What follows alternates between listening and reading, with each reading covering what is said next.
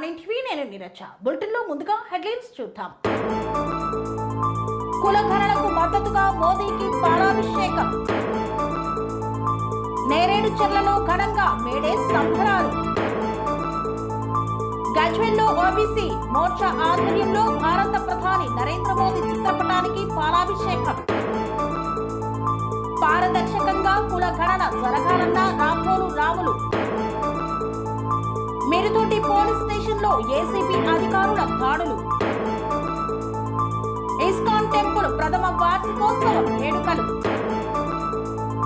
మా సమస్యలు పరిష్కరించండి అంటూ ఎమ్మెల్యేకి వినతి పత్రం. అలయన్స్ క్లబ్ ఇంటర్నేషనల్ జిల్లా ప్రమాణ స్వీకార మహోత్సవం. ప్రభుత్వ బాలికల పాఠశాలలో వేసవి శిక్షణ శిబిరం ప్రారంభం. జనగణనతో పాటు కులగణన చేయడానికి కేంద్రం ఆమోదం తెలిపిన సందర్భంగా మోదీ చిత్రపటానికి పాలాభిషేకం చేసిన బీజేపీ నాయకులు.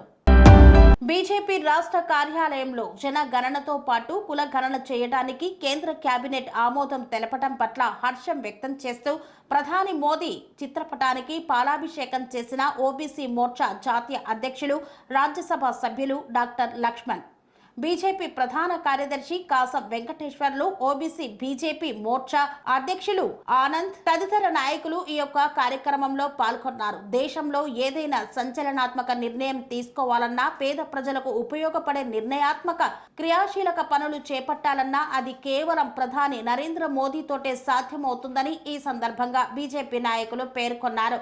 జనగణనతో పాటు కుల గణన చేపట్టడంతో కావలసినటువంటి కులాలకు రిజర్వేషన్లు, ఉద్యోగ ఉపాధి అవకాశాలు లభిస్తాయని ఈ సందర్భంగా హర్షం వ్యక్తం చేశారు.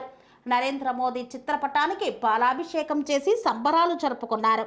ఓబీసీ మోర్చా జాతీయ అధ్యక్షుడిగా, రాజ్యసభ సభ్యులుగా నేను మన ప్రియతమ ప్రధానమంత్రి నరేంద్ర మోడీ గారికి వారి నేతృత్వంలో ఏదైతే నిన్న మంత్రివర్గ సమావేశంలో ఒక చారిత్రాత్మకమైన నిర్ణయం తీసుకున్నారో వారికి హృదయపూర్వకమైనటువంటి ధన్యవాదాలు, శుభాకాంక్షలు తెలియజేస్తాను. రేపు చేపట్టబోయేటువంటి జనగణనలో కులగణనను కూడా పరిధిలోకి తీసుకుంటామని చెప్పడం ఏతుందో ఇది సామాజిక న్యాయానికి, అన్ని వర్గాల ప్రజల యొక్క మరి సంక్షేమం కోసము, అభ్యున్నతి కోసము, దేశ సమగ్ర అభివృద్ధికి దోహదపడుతూ దేశంలో ఉన్నటువంటి సామాజిక పరమైనటువంటి ఒక నిర్వచనానికి బలోపేతాన్ని చేకూరుతున్న దాంట్లో ఏమాత్రం కూడా సంకోచం లేదు. ఎందుకంటే చరిత్రలో చివరిసారిగా ఈ దేశంలో బ్రిటిష్ పాలనలో 1931లో ఈ కులగణన మరి చేపట్టడం జరిగింది. ఆ తర్వాత క్రమంలో స్వాతంత్రం వచ్చిన తర్వాత మరి దాదాపు 60 సంవత్సరాల పైగా ఈ దేశాన్ని పాలించినటువంటి కాంగ్రెస్ పార్టీ ఏనాడు కూడా ఈ యొక్క జనగణనలో కులగణనను భాగం చేయకుండా ఏ రకంగా మరి మోసం చేసిందో ప్రజలకు తెలుసు. 94 సంవత్సరాల తర్వాత 1931 తర్వాత 94 సంవత్సరాల తర్వాత మోదీ ప్రభుత్వం ఈ ప్రక్రియను తిరిగి ప్రారంభించడం అంటే ఈ యొక్క సమాజంలో ఉన్నటువంటి బడుగు బలహీన వర్గాలు, దళితులు, అన్ని వర్గాల యొక్క శ్రేయస్సు నిమిత్తం తీసుకున్నటువంటి నిర్ణయం ఇది. చరిత్ర పుటల్లో సువర్ణ అక్షరాల్లో లిఖించేటువంటి రోజు 30 ఏప్రిల్ కాబోతోంది. అంబేద్కర్ గారు రాజ్యాంగంలో ఎస్సీ ఎస్టీలతో పాటు మిగతా వర్గాలకు కూడా న్యాయం చేయడానికి రకంగా వారు కృషి చేశారు. ఈరోజు దేశ ప్రజలందరూ కూడా, ముఖ్యంగా ఓబీసీ సమాజానికి సంబంధించిన వర్గాలు, సంఘాలన్నీ కూడా ఒక అభినవ అంబేద్కర్గా ఇవాళ నరేంద్ర మోడీ గారిని అభివర్ణిస్తారు. ఇవాళ కాంగ్రెస్ పార్టీ రేవంత్ రెడ్డి గారు ముఖ్యమంత్రి గారు మాట్లాడుతూ తెలంగాణ రోల్ మోడల్గా ఏదైతే కొనసాగిందో దేశంలో కూడా ఇదే పంతాల్లో కూడా ఈ కులగణన జరగాలని చెప్పి వారు హితూ పలుకుతారు. రాహుల్ గాంధీ సైతం కూడా ఇవాళ ముసలి కన్నీరు కారుస్తూ ఉన్నారు ఓబీసీల పట్ల. ఓబీసీ యొక్క శ్రేయస్సు దృష్ట్యా మరి మా ఒత్తిడి వల్లనే ఈ ప్రభుత్వం ఈ నిర్ణయం తీసుకున్నది. నేను సూటిగా అడగదలుచుకున్నాను ఇవాళ రాహుల్ గాంధీ గారిని. సరే, రేవంత్ రెడ్డి గారు అయితే కాంగ్రెస్కు కొత్త, వారి డిఎన్ఏలో బహుశా కాంగ్రెస్ లేదు. వారు అసలు కాంగ్రెస్ చరిత్ర తెలుసుకోవాల్సిన అవసరం. 60 సంవత్సరాలుగా ఈ దేశాన్ని పాలించినటువంటి మీరు ఎందుకు కులగణన చేపట్టడం ముందు ఈ సమాజానికి దేశానికి జవాబు చెప్పాల్సిన నేను డిమాండ్ చేస్తాను. పైపెచ్చు ఆ రోజు మొదటి ప్రధానమంత్రి నెహ్రూ గారు, అంబేద్కర్ గారు రాజ్యాంగంలో బీసీలకు ప్రత్యేకమైనటువంటి రాజ్యాంగపరమైన రిజర్వేషన్ కల్పించకపోవడం వల్ల వెంటనే ఒక జాతీయ స్థాయిలో కమిషన్ ఏర్పాటు చేయమని అంబేద్కర్ గారు సూచించి ఆ కమిషన్ యొక్క సిఫార్సుకు అనుగుణంగా తగు చర్యలు తీసుకోవాలని చెప్పి అంబేద్కర్ గారు నిర్దేశిస్తే ససేమీర్ అన్నటువంటి నెహ్రూ గారు చివరికి అంబేద్కర్ యొక్క ఒత్తిడికు తాళలేక తట్టుకోలేక వారు కలేకర్ కమిషన్ వారు ఏర్పాటు చేస్తే బీసీల యొక్క సంక్షేమం కోసం, అభ్యున్నతి కోసం, వాళ్ళ సామాజిక ఆర్థిక స్థితిగతులను అంచనాలు వేసి వారికి రిజర్వేషన్లకు సిఫార్సు చేయడానికి. కానీ 2 సంవత్సరాల్లో నివేదిక ఇస్తే ఆ నివేదికను 1952లో కనీసం పార్లమెంట్లో చర్చ పెట్టకుండా బీసీల యొక్క సంక్షేమం కోసం ఇచ్చిన సిఫార్సుల మీద ఏ రకంగా 17 సంవత్సరాలు నెహ్రూ గారు ప్రధానమంత్రి కొనసాగినా మొత్తం చెత్తబుట్టలో పడేసినటువంటి చరిత్ర ఈ నెహ్రూ గారిది, కాంగ్రెస్ పార్టీ. అంతటితో ఆగలేదు. నెహ్రూ గారు ప్రధానమంత్రి హోదాలో వివిధ రాష్ట్రాల యొక్క ముఖ్యమంత్రులు లేఖలు రాసి ఈ దేశంలో కులాల పేరు మీద రిజర్వేషన్లు కనుక ఇచ్చినట్టయితే ఈ దేశం మరి కులాల పేరు మీద ముక్కలవుతుంది, అంతేకాదు 2వ శ్రేణి పౌరులు దేశం తయారు చేస్తున్నది. మరి ముఖ్యంగా ప్రభుత్వ మరి ఉద్యోగాల్లో ఈ రిజర్వేషన్లు కనుక ఇచ్చినట్టయితే మరి ప్రతిభ మరి ఆ రకంగా దెబ్బతింటుందని చెప్పినటువంటి వ్యక్తి పండిత్ జవహర్లాల్ గాంధీ నెహ్రూ గారు. 17 సంవత్సరాలు ప్రధానమంత్రి ఉన్నా మీరు ఆ యొక్క కమిషన్ గారు కదా ఇంకొక కమిషన్ గురించి కూడా సిఫార్సు చేయలేదు. ఆ తర్వాత ఇందిరాగాంధీ వారు 16 సంవత్సరాల పైగా ప్రధానమంత్రి ఉన్నారు. వారు హయాంలో మొరార్జీ దేశాయ్ గారు ప్రధానమంత్రి ఉన్నప్పుడు మండల్ కమిషన్ అయితే 2వ కమిషన్ బీసీల యొక్క సంక్షేమం కోసం, అభ్యున్నతి కోసం ఆ కమిషన్ ఏర్పాటు చేస్తే దురదృష్టవశాత్తు జనతా పార్టీ ప్రభుత్వం పడిపోవడం వల్ల ఆ కమిషన్ మరి ఆ యొక్క పరిగణలోకి తీసుకోకపోవడం జరిగింది. తదనంతరం వచ్చిన ఇందిరాగాంధీ వారు కూడా 16 సంవత్సరాలు ఉన్న ప్రధానమంత్రిగా మండల్ కమిషన్ గురించి ఊస్తే వారు కూడా దాన్ని పక్కన పడేసినారు. తర్వాత విపి సింగ్ గారు 90లో ఈ మండల్ కమిషన్ సిఫార్సులు మరి పార్లమెంట్లో ప్రవేశపెడితే ప్రతిపక్ష నాయకుడి హోదాలో రాజీవ్ గాంధీ గారు ఏ రకంగా ఆ యొక్క మండల్ కమిషన్ సిఫార్సు పూర్తిగా విభేదించారు, వ్యతిరేకించారు. పైపెచ్చు విపి సింగ్ గారిని ఒక కుల నాయకుడిగా అభివర్ణించి వారు ఏ రకంగా కించపరిచారో ఇది పార్లమెంట్లో వారి అభిభాషణ. అంతటితో ఆగలేదు. వారు రిజర్వేషన్లు అంటూ ఈ దేశంలో ఏమైనా కొనసాగాలంటే ఆర్థిక ప్రాతిపదికన కులాల పేరు మీద రిజర్వేషన్లు ఉండడానికి వీలేదన్న వ్యక్తి రాజీవ్ గాంధీ. ఆ రకంగా నేరేడు జిల్లా బీఆర్ఎస్ పార్టీ నాయకులు మేడే సందర్భంగా ఘనంగా వేడుకలు నిర్వహించారు. కార్మికులకు అనేక పథకాలు బీఆర్ఎస్ ప్రవేశపెట్టిందన్నారు. సూర్యాపేట జిల్లా హుజూర్నగర్ నియోజకవర్గం నేరేడుచెర్ల మండల కేంద్రంలో మేడే సందర్భంగా నేరేడుచెర్ల బీఆర్ఎస్ పార్టీ నాయకులు బీఆర్ఎస్ పార్టీ జెండా ఆవిష్కరణ చేసి ప్రపంచ కార్మికుల దినోత్సవం సందర్భంగా కార్మికులకు శుభాకాంక్షలు తెలియపరిచారు. అనంతరం పార్టీ ఇన్ఛార్జ్ ఆరపండ సురేష్ బాబు మాట్లాడుతూ గత బీఆర్ఎస్ ప్రభుత్వంలో కార్మికులకు అనేక పథకాల అమలు చేసి కార్మికుల్ని కన్నబిడ్డల్లాగా చూసుకున్నాడు కేసీఆర్ అని వారు కొనియాడారు. ఇప్పుడున్న ప్రభుత్వం కార్మికులను పట్టించుకోవడమే లేదని, కార్మికులు మన దేశానికి ఎంతో అవసరమని, కార్మికులకు ఇచ్చిన హామీలను వెంటనే నెరవేర్చాలని వారు డిమాండ్ చేశారు. అనంతరం తెలంగాణ ఉద్యమకారుడు కార్మికుల కోసం నిత్యం పోరాడే సంఘం అధ్యక్షుడిని సన్మానించారు. గజ్వేలిలో బీజేపీ ఓబీసీ మోర్చా ఆధ్వర్యంలో భారత ప్రధాని నరేంద్ర మోదీ చిత్రపటానికి పాలాభిషేకం నిర్వహించారు.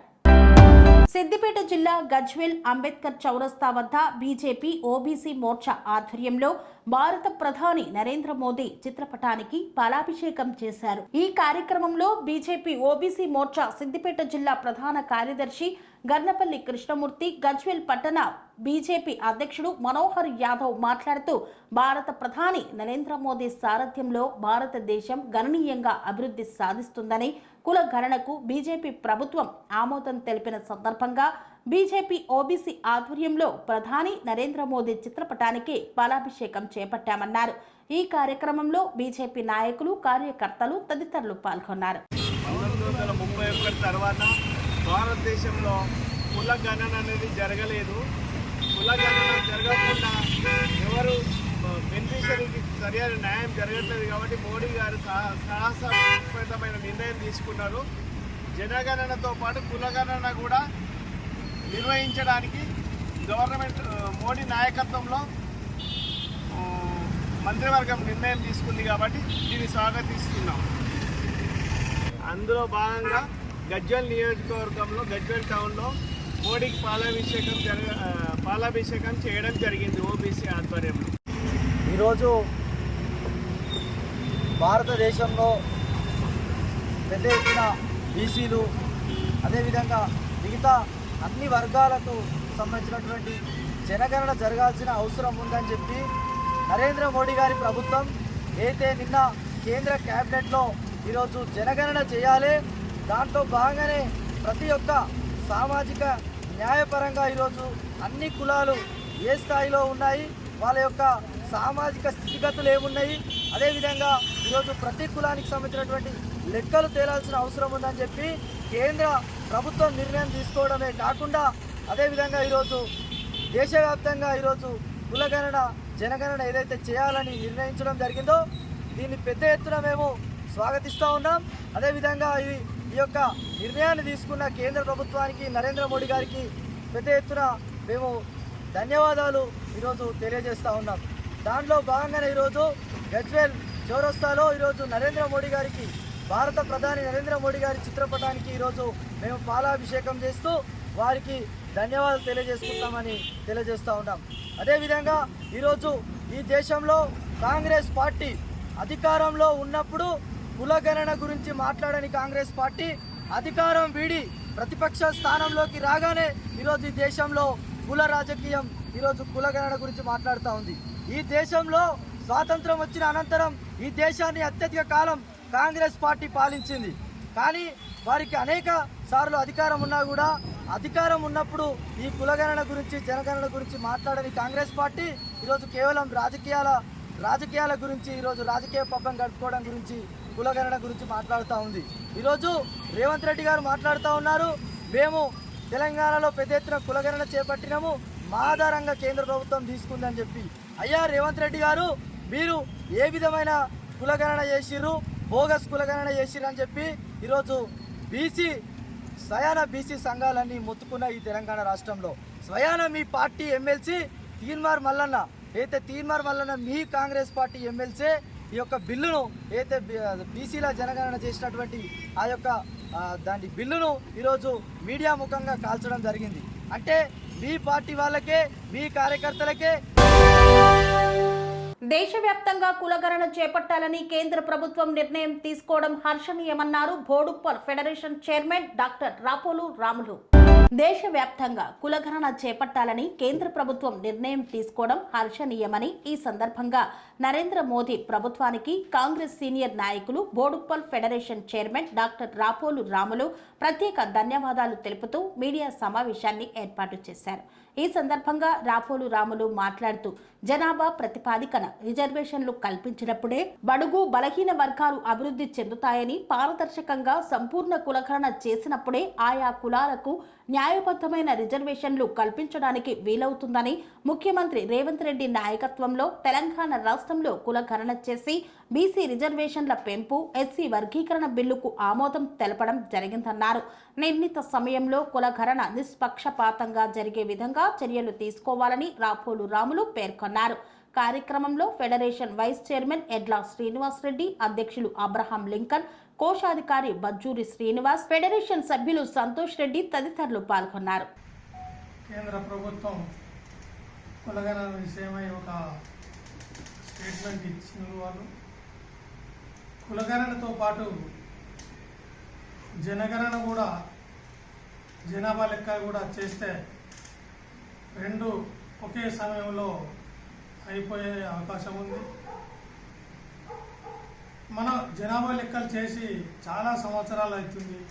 ఈ మధ్య దాదాపు 20-30 సంవత్సరాల నుంచి జనగణన జరగలేదు.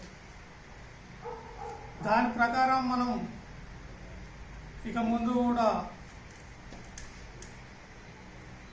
సీట్ల పంపకం మరియు ఉద్యోగాలు, విద్యాలయాలు, ఇంకా ఇలా అనేక చోట్ల ప్రభుత్వ డిపార్ట్మెంట్లు ఏదైతే ఉందో అక్కడ ప్రజలకు సమన్యాయం వారి జనాభా ప్రకారం తీసుకోవడం జరుగుతుంది.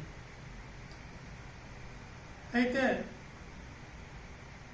ఇక్కడ మనం ఇంకొకటి గుర్తుపెట్టుకోవాల్సింది ఏంటంటే ఇప్పటి వరకు తెలంగాణలో కులగణన జరిగింది, కానీ దాని మీద కొంతమంది ఇది సరిగా జరగలేదు అని ఒక అపవాదు పెట్టింది.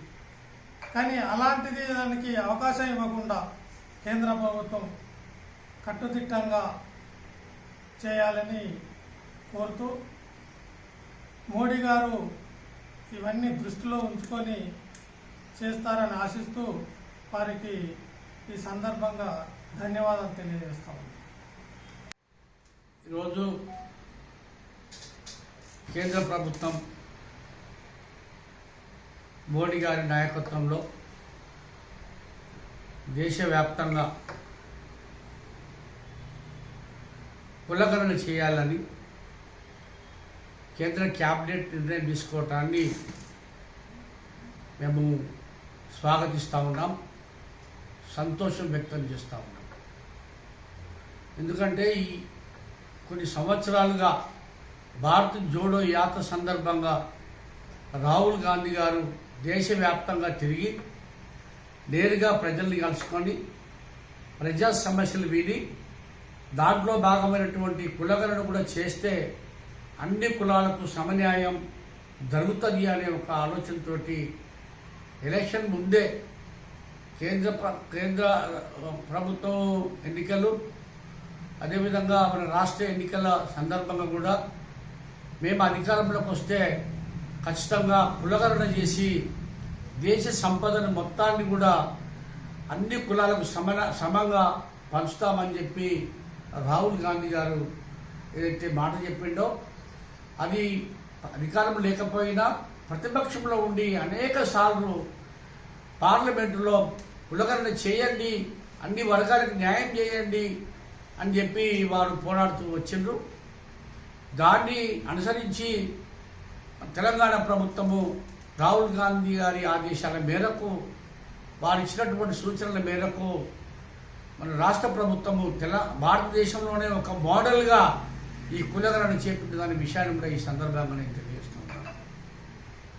కులగణన చేపట్టి బీసీలకు 42%, ఎస్సీలో ఉన్నటువంటి 59 కులాలకు గాను ఏబీసీ 3 వర్గాలుగా విభజించి సుమారు 30 సంవత్సరాలుగా వాళ్ళు పోరాటం చేస్తున్న ఉద్యమానికి దాన్ని ఫుల్ స్టాప్ పెట్టడం అనేది చాలా సంతోషకరమైన విషయం, మంచి పరిణామం కూడా. కావున ఈరోజు ఎవరి ఒత్తిడి అయితేనేమి, కాంగ్రెస్ ప్రభుత్వం ఒత్తిడి ముఖ్యంగా ప్రజల్లో ప్రబలుతున్నటువంటి ఏదైతే ఆకాంక్ష ఉందో ఆ ఆకాంక్షలకు నెరవేర్చడానికి కేంద్ర ప్రభుత్వం కూడా ముందుకొచ్చినందుకు ముందుగా కేంద్ర ప్రభుత్వానికి ధన్యవాదాలు తెలియజేస్తా ఉన్నాం.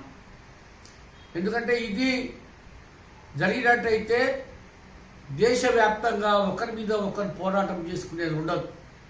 నాకు అన్యాయం జరిగింది అని చెప్పుకోవటానికి ఏమి ఉండదు. నీ జనాభా ఎంతో నీకు అంతే. జిస్కా జిత్తా సంఖ్యాబారి ఉస్కా ఉత్తా భాగ్యదారి.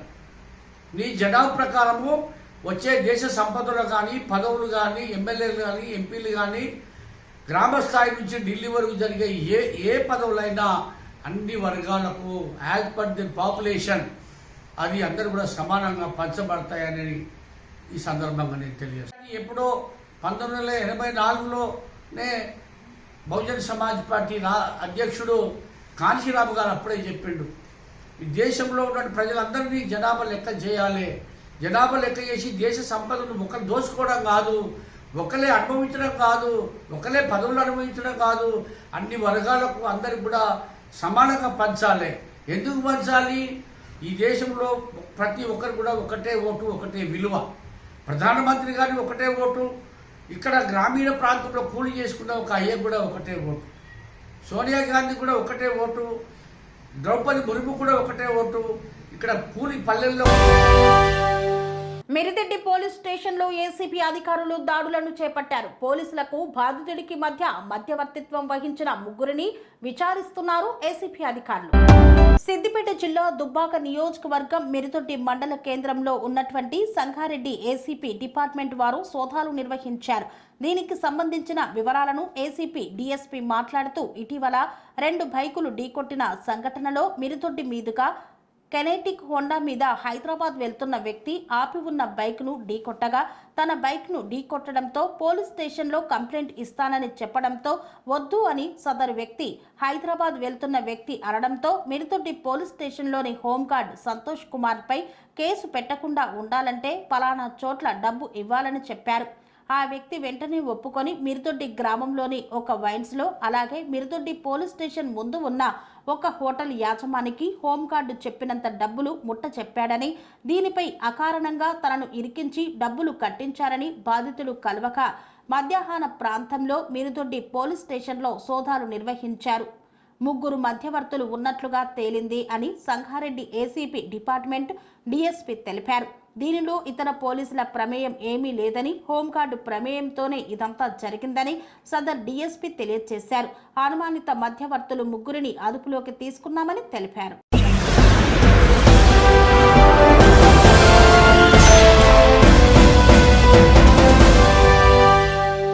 వార్తల్లో చిన్న విరామం. స్వామి బోధానంద గోసేవ ఆశ్రమం సైథాపూర్. జ్యోతిష్యం, వాస్తుశాస్త్రం మన పూర్వీకులు మనకిచ్చిన వరం. దుర్గాదేవి, కాలభైరవ ఉపాసనతో వాక్సిద్ధి పొందిన శ్రీ శ్రీ బోధానందగిరి స్వామివారు మీకు ఎలాంటి సమస్యలున్నా, వాటిలో ముఖ్యంగా ధన నష్టం, ఆరోగ్య నష్టం, భార్యాభర్తల మధ్య గొడవలు, ప్రేమించుకున్న వారు దూరం అవడం, ఎన్ని సంబంధాలు వచ్చినా పెళ్లి ముడి పడకపోవడం, రోడ్డు ప్రమాదాలు, అప్పుల బాధలు, వ్యవసాయంలో నష్టాలు, పెద్దల మాట పిల్లలు వినకపోవడం, ఆరోగ్య శాంతి, గృహశాంతి, మనశ్శాంతి లేకపోవడం, ఇలాంటి సమస్యలు ఉన్నట్లయితే ఒక్కసారి స్వామీజీని కలవండి. మీ సమస్యలకు తగిన పరిష్కారాన్ని పొందండి. అంతేకాక అన్ని రకాల వ్యాధులకు గోపంచకవ్య మరియు మూలికా వైద్యం చేయబడును. నమ్మకంతో రండి, ఆయురారోగ్యాలతో వర్ధిల్లండి. మా అడ్రస్ స్వామి బోధానంద గోసేవ ఆశ్రమం సైథాపూర్, వీరభద్రస్వామి గుడి దగ్గర, యాదగిరిగుట్ట. సంప్రదించవలసిన నెంబర్ 9849213754 మరియు 9618034138.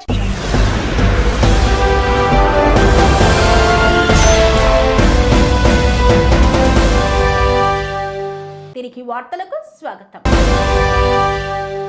శ్రీ శ్రీ రాధా గోవిందం మందిరంలో ఇస్కాన్ టెంపుల్ ప్రథమ వార్షికోత్సవ వేడుకలను ఘనంగా నిర్వహించారు. కరీంనగర్ పట్టణంలోని ఉజ్వల పార్క్ రోడ్డులో గల శ్రీ శ్రీ రాధా గోవిందం మందిరంలో ఇస్కాన్ టెంపుల్ ప్రథమ వార్షికోత్సవం సందర్భంగా శ్రీమాన్ నరహరి దాస్ ప్రభుజీ కేక్ కటింగ్ చేశారు. అనంతరం రాధా గోవిందుల భక్తి పాటలతో పల్లకీ సేవ ఊరేగింపును చేపట్టారు. దాదాపు 5 కిలోమీటర్ల వరకు భక్తి పాటలతో, మంగళ వాయిద్యాలతో భజనలు చేసుకుంటూ ఊరేగింపు కార్యక్రమాన్ని నిర్వహించారు. అంతర్జాతీయ కృష్ణ చైతన్యం సంఘం వారిచే ఈ కార్యక్రమం ఘనంగా చేపట్టారు. ఈ కార్యక్రమంలో భక్తులు అధిక సంఖ్యలో పాల్గొని వార్షికోత్సవాన్ని ఘనంగా విజయవంతం చేశారు. అక్షయ తృతీయ సందర్భంగా గత సంవత్సరం అక్షయ తృతీయ రోజే ఈ బాలాలయం ఇస్కాన్ టెంపుల్ రాధా గోవింద ఆలయాన్ని ప్రారంభించడం జరిగింది. నేటికి ఒక సంవత్సరమైన సందర్భంగా, ప్రథమ వార్షికోత్సవ సందర్భంగా బాలాలయంలో అనేక కార్యక్రమాలు నిర్వహించడం జరిగింది. ముఖ్యంగా టెంపుల్ దగ్గరలో ఉన్న అల్కాపురి కాలనీలో పల్లకి సేవ, రాధా గోవిందుల పల్లకి సేవ చేయడం జరిగింది. ఈ కార్యక్రమానికి ప్రతి ఇంటి నుండి కూడా మంగళహారతులతో మా ఇంటికి దేవుడు వచ్చిన సంతోషంగా కాలనీ వాసులంతా కూడా ఎంతో ఉత్సాహంగా పాల్గొని ఆ కార్యక్రమాన్ని విజయవంతం చేశారు. అదేవిధంగా దాదాపు 500 మంది భక్తులు కూడా అన్నప్రసాదం స్వీకరించి దేవుని ప్రసాదాన్ని స్వీకరించి రానున్న కాలంలో ఇంకా భక్తులు అధిక సంఖ్యలో పాల్గొనడం, వారికి కావలసిన సకల సౌకర్యాలు ఏర్పాటు చేయడానికి ఇస్కాన్ సంస్థ రెడీగా ఉంది. కావున భక్తులందరూ కూడా ప్రతి ఆదివారం జరిగే సత్సంగ శాంతినగర్ వెల్ఫేర్ డెవలప్మెంట్ సొసైటీ ఆధ్వర్యంలో ఎమ్మెల్యే గంగుల కమలాకర్ను కలిసి వినతి పత్రాన్ని అందజేశారు. కరీంనగర్ పట్టణంలోని 12వ division Bhagat Nagar Shantinagar welfare development society ఆధ్వర్యంలో నేడు కరీంనగర్ శాసనసభ్యులు ఎమ్మెల్యే గంగుల కమలాకర్ను వారి క్యాంప్ ఆఫీసులో కలిసి వినతి పత్రాన్ని సమర్పించారు. 12వ డివిజన్లో గల పార్కులో యోగా చేసుకునేందుకు తాత్కాలిక షెడ్డు నిర్మాణానికి అనుమతులు ఇప్పించాల్సిందిగా సొసైటీ సభ్యులు ఎమ్మెల్యే గంగుల దృష్టికి తీసుకువెళ్లారు. వెంటనే స్పందించిన MLA Gangula municipal commissioner Chahat వాజ్పేయికి ఫోన్ చేసి సమస్యను పరిష్కరించాల్సిందిగా వారిని కోరారు. సమస్యను పరిష్కరించి షెడ్డు నిర్మాణానికి అనుమతులు మంజూరు చేయవలసిందిగా వారికి లేఖను కూడా రాశారు. ఈ సందర్భంగా మున్సిపల్ కమిషనర్ వాజ్పేయి స్పందించి డివిజన్ వాసుల సమస్య పరిష్కారానికి కృషి చేస్తానని హామీ ఇచ్చారని ఎమ్మెల్యే తెలిపారు. ఈ కార్యక్రమంలో ఎమ్మెల్యే గంగులతో పాటు నగర టీఆర్ఎస్ అధ్యక్షులు చెల్లా హరిశంకర్, 12వ డివిజన్ మాజీ కార్పొరేటర్ తోట Ramulu, Bhagat Nagar Shantinagar development welfare society అధ్యక్షులు తోట కోటేశ్వర్ పటేల్, ఉపాధ్యక్షులు రామనాయుడు, ప్రధాన కార్యదర్శి గూడ అశోక్ రెడ్డి తదితరులు పాల్గొన్నారు. జ్యోతినగర్లోని అలయన్స్ క్లబ్ ఇంటర్నేషనల్ జిల్లా ప్రమాణ స్వీకార మహోత్సవాన్ని ఘనంగా నిర్వహించారు.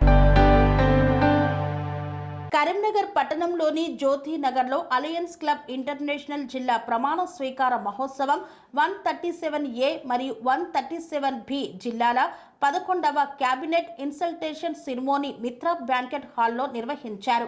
ఈ కార్యక్రమానికి రాష్ట్ర వ్యాప్తంగా ఉన్న పలువురు ప్రముఖులు, క్లబ్ సభ్యులు భారీగా తరలివచ్చారు. నూతన జిల్లా గవర్నర్ ప్రమాణ స్వీకారాన్ని ప్రారంభించారు మరియు చిన్నారులు నృత్యాలతో సభను అలరించారు. కార్యక్రమం అనంతరం భోజనాన్ని ఏర్పాటు చేశారు. రామాయంపేట మండల కేంద్రంలో ప్రభుత్వ బాలికల పాఠశాలలో వేసవి శిక్షణ శిబిరాన్ని ఎంఈఓ శ్రీనివాస్ ప్రారంభించారు. మెదక్ జిల్లా రామాయంపేట మండల కేంద్రంలోని ప్రభుత్వ బాలికల పాఠశాలలో వేసవి శిక్షణ శిబిరాన్ని ఎంఈఓ శ్రీనివాస్ ప్రారంభించారు. నేటి నుండి 15 రోజుల పాటు ఉచితంగా విద్యార్థులకు శిక్షణ ఇవ్వనున్నట్లు తెలిపారు. ఉదయం 8 గంటల నుండి 11 గంటల వరకు యోగా, డ్రాయింగ్, కథలు, పలు క్రీడల్లో విద్యార్థులకు శిక్షణ ఇవ్వనున్నట్లు ఆయన తెలియజేశారు. ఈ అవకాశాన్ని విద్యార్థులు సద్వినియోగం చేసుకోవాలని సూచించారు. 3 గంటల పాటు నిర్వహిస్తున్న శిక్షణ కార్యక్రమంలో విద్యార్థులకు స్నాక్స్ పంపిణీ చేస్తున్నట్లు పేర్కొన్నారు. మండల పరిధిలోని ప్రభుత్వ, ప్రైవేట్ పాఠశాలల విద్యార్థులు ఈ అవకాశాన్ని సద్వినియోగం చేసుకొని వేసవి శిక్షణ శిబిరానికి హాజరు కావాలని సూచించారు. తెలంగాణ రాష్ట్ర ప్రభుత్వం పాఠశాల విద్యాశాఖ గౌరవ ఉన్నతాధికారుల యొక్క ఆదేశాల మేరకు, జిల్లా విద్యాశాఖ అధికారి ఆదేశాల మేరకు మన రాష్ట్రంలో ఉన్నటువంటి అన్ని మండలాల్లో వేసవి శిక్షణ శిబిరాలు, సమ్మర్ క్యాంపులు ఏర్పాటు చేయడం జరుగుతుంది. మన మండలంలో కూడా ఈ రోజు నుంచి వేసవి శిక్షణ శిబిరాన్ని గర్ల్స్ హై స్కూల్ రామంపేటలో ఏర్పాటు చేసుకోవడం జరుగుతుంది. దీనికి విద్యార్థులు అందరూ కూడా ఉపయోగించుకొని తల్లిదండ్రులు, ప్రధానోపాధ్యాయులు, ఉపాధ్యాయులు పిల్లలను పంపించాల్సిందిగా కోరుతున్నాం. దీనిలో 4 అంశాల మీద యోగా నేర్పించడం జరుగుతుంది, కథలు చెప్పడం జరుగుతుంది, ఆట పోటీలు ఉంటాయి. తర్వాత డ్రాయింగ్, పెయింటింగ్ కూడా ఇన్స్ట్రక్టర్లు, పార్ట్ టైం ఇన్స్ట్రక్టర్లు కూడా ఏర్పాటు జరిగింది కాబట్టి అందరూ కూడా దీన్ని ఉపయోగించుకుని విజయవంతం చేయాల్సిందిగా కోరుతున్నాం. ప్రతిరోజు 8 గంటల నుంచి 11 గంటల వరకు శిక్షణా శిబిరం ఉంటుంది. ఖచ్చితంగా 15 రోజుల పాటు జరుగుతుంది కాబట్టి దీన్ని విజయవంతం చేయాల్సిందిగా కోరుతున్నాం. తల్లిదండ్రులు, ఉపాధ్యాయులు అందరూ పంపించి పిల్లలందరూ కూడా ప్రతిరోజు హాజరు కావాల్సిందిగా కోరుతున్నాం. దీనిలో భాగంగా పిల్లలకు త్రాగునీరు ఏర్పాటు చేయడం జరుగుతుంది. తర్వాత స్నాక్స్ కూడా ఇవ్వడం కూడా జరుగుతుంది కాబట్టి పిల్లలందరూ కూడా ఖచ్చితంగా దీన్ని ఉపయోగించుకోవాల్సిందిగా కోరుతున్నాం.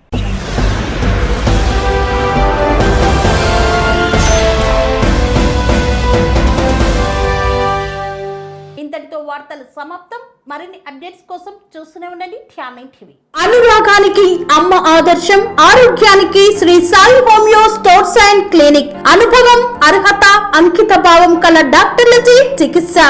అన్ని రకాల ఆరోగ్య సమస్యలకు నమ్మకమైన ఎంపిక Shri Sai homeo stores and clinic. Diabetes, కీళ్ల నొప్పులు, సయాటికా, వెన్నుముక సమస్యలు, థైరాయిడ్, నిద్రలేమి, మానసిక సమస్యలు, ఋతు సమస్యలు, అన్ని రకాల దీర్ఘకాలిక వ్యాధులకు ప్రత్యేక హోమియో వైద్యం.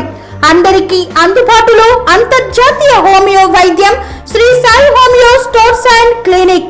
మీ ఆరోగ్య సమస్య ఏదైనా ఇప్పుడు పరిష్కారం సాధ్యం. సైడ్ ఎఫెక్ట్ లేని వైద్యంతో సంపూర్ణ ఆరోగ్యం కొరకు సంప్రదించండి Shri Sai homeo clinic and stores, Bhavani Nagar, Ambedkar Nagar road, old Alwal, Secunderabad. సంప్రదించాల్సిన ఫోన్ నంబర్స్ 9000751751 మరియు 9000422525.